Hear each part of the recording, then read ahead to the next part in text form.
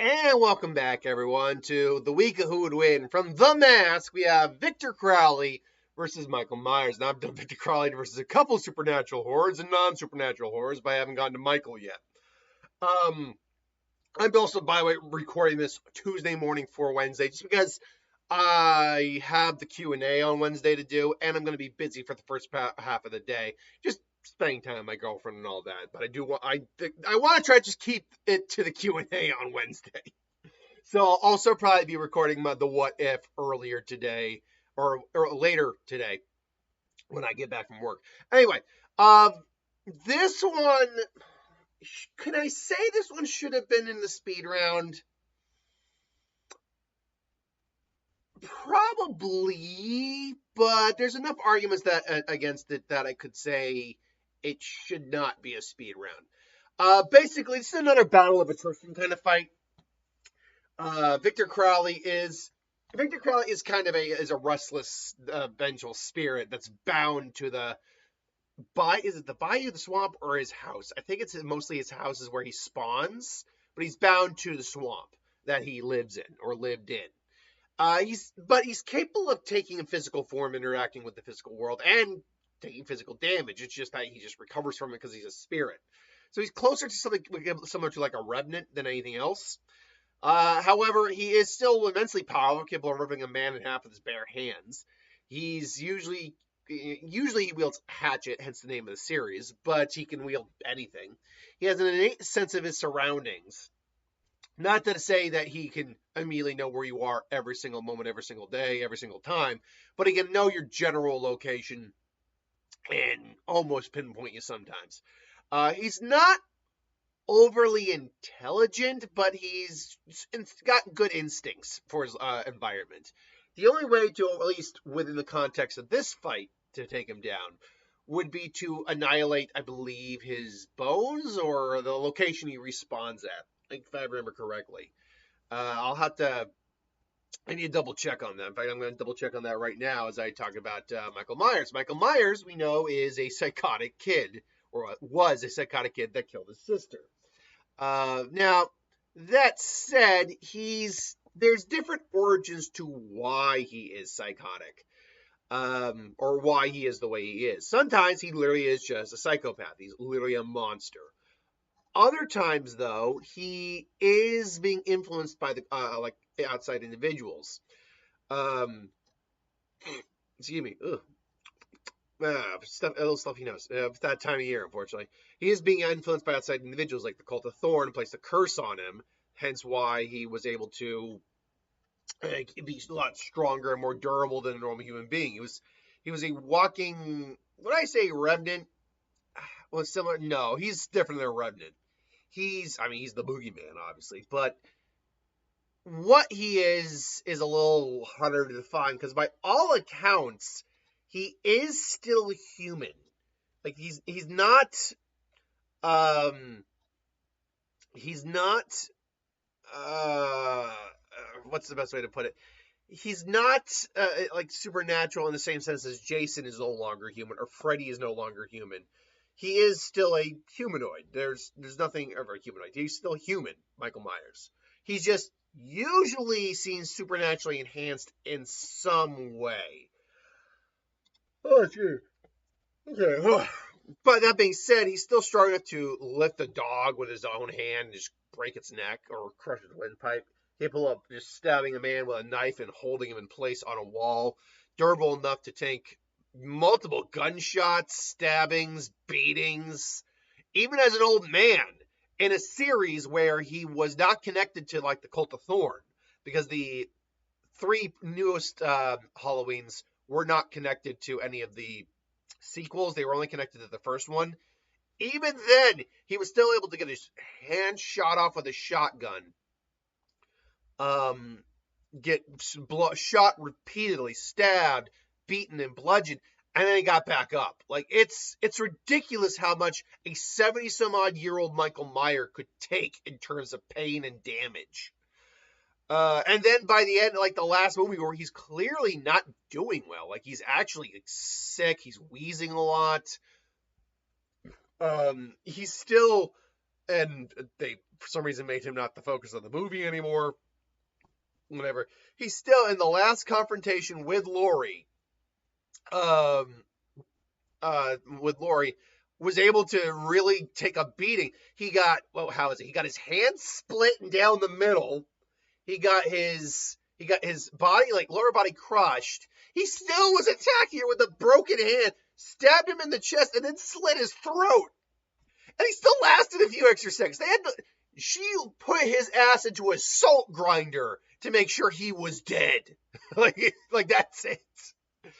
And then if you go into the Cult of Thorn stuff, well, now he's got magical enhancements that make him more impervious to harm. He was literally in a coma for a year and didn't lose any muscle mass, anything like that.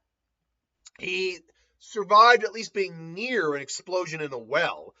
It's debatable whether he was at the epicenter of the explosion or not. We just know that he escaped it because he was cindering, like smoldering, smoking, all that when he went into the river. He's has an innate ability with just about anything to kill anyone with that thing. So knives, that's usually his specialty, and not because he specializes in knives, just because he usually carries one, or a or a pitchfork, a base, anything he gets his hands on, he can kill you with. Really, he's kind of savant that way. But he's also more intelligent than Victor Crowley too. He knows how to drive. He can actually formulate plans to whatever, not like really in-depth plans, but he can strategize and kind of get you where he wants to get you. He's also known as the shape is another thing he was described as or called by the creators, because he kind of in his early film, okay, because he kind of moves silently, and he does move silently. It's theorized he can teleport, but I think he's just very quiet when he moves, and the one really good example of him possibly being able to teleport is that scene in the first Halloween Returns, or that first rebooted the first sequel of it. It was Halloween 2018, where they brought back Jamie Lee Curtis and all that. Where he moves across our yard with a motion capture light and doesn't set it off until he wants to set it off. So now, let's be very clear. It's not impossible to do that, by the way. People think, oh, he's teleporting. No, it's a motion capture light. Not everything if you move slow enough, you can bypass a motion capture. It's just, was he moving slow enough? But was he moving slow enough? Maybe. Or either way, he wasn't setting it off. Even if he has teleportation, which I personally don't believe he does, there's just never been enough indication that he does have, like, they never specify, oh, he has teleportation. No. And Jason, even though in the games they give him teleportation, it's because it seemed like he was teleporting in the movies. They did that specifically because of that. There's no canon. Again, as far as I know, the game is not canon. There is no canon explanation for Jason having that ability, apart from just moving very quickly. And most of those instances, by the way, you can write off as him just being very fast, because he is athletic. He just tends to walk slow because he's just taking his time. He just doesn't care that much. But regardless, he's still very capable of moving around in his environment. Now, without that being said, the reason I debate this being an actual who would win I should have done as a video is because Michael Myers doesn't have a damn thing to put Victor Crowley down permanently. If he does manage to kill him, he's just going to reform at his house and then just come after Michael again. That's really all that's going to happen. And so it's eventually Michael Myers, being human, no matter how much extra stamina he has from enhancements from the supernatural, is going to tire out. And especially because Victor Crowley isn't going to go down easy. I would argue Victor Crowley is actually probably the stronger of the two of them. He's shown just better pure strength feats than Michael Myers has. Michael isn't like lifting cars or anything like that, and normally not tearing people in half. He can lift a grown man with his hands, sure, but not tearing them in half. Not to mention that probably translates to Victor's durability. Victor is also a spirit, a revenant, so he's going to have more just general durability overall.